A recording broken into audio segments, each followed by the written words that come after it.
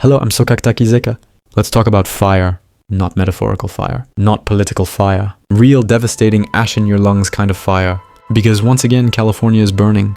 Every summer we go through this cycle. Evacuations, power outages, blood red skies. Videos of people fleeing on highways as flames inch closer to their homes. And each time we call it a natural disaster like it's just nature being cruel. But it's not nature. It's policy.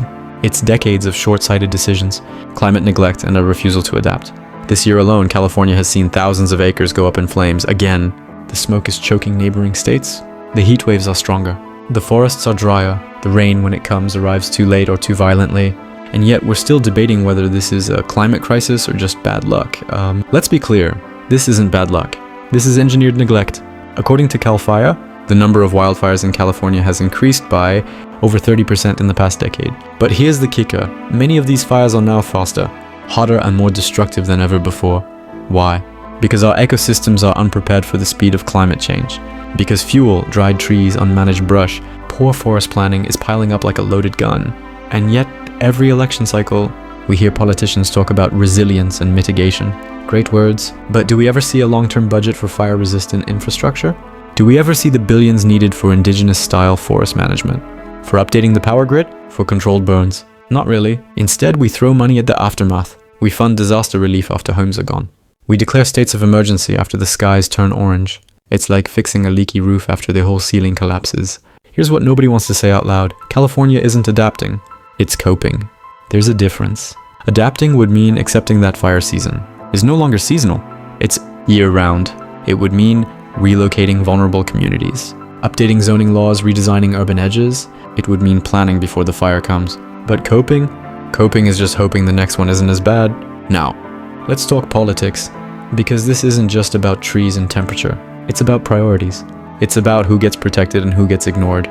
We praise first responders, as we should, but what about the farm workers who pick your produce while the ash rains down? What about the unhoused who can't evacuate? What about the working class communities that don't get insurance, payouts, or clean air shelters? California is the 5th largest economy in the world. It has tech giants, Hollywood, innovation hubs, but still can't build a fire policy that works for everyone. Why? Because climate justice isn't profitable, prevention isn't glamorous, and voters don't reward quiet preventative governance. They reward cleanup speeches. Meanwhile, climate scientists have been screaming for decades. They said this would happen. They warned us. We ignored them. Now we're writing op-eds titled The New Normal. No, this isn't normal. This is what failure looks like. Let me say it plainly. If your climate policy isn't centered around prevention, it's not a policy, it's PR. And yes, I know some will say, but fires have always existed. Sure, but not like this. Not with this frequency. Not with this scale. Not with this level of human displacement and ecological destruction. What we're seeing now is a feedback loop. Hotter temperatures make fires worse. Fires release carbon, which then accelerates climate change. It's a vicious cycle. And we're still pretending it's just another tough summer. Look, I don't want to be all doom and gloom. There are solutions. We know what they are. Indigenous fire stewardship, renewable infrastructure, forest thinning, localized climate adaptation plans. But none of this works unless we stop treating fire like an act of God and start treating it like what it really is, a result of human choices.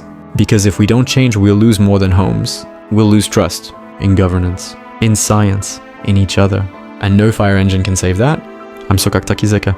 I don't speak for governments. I speak for the people who can't afford to evacuate every summer. Stay smart.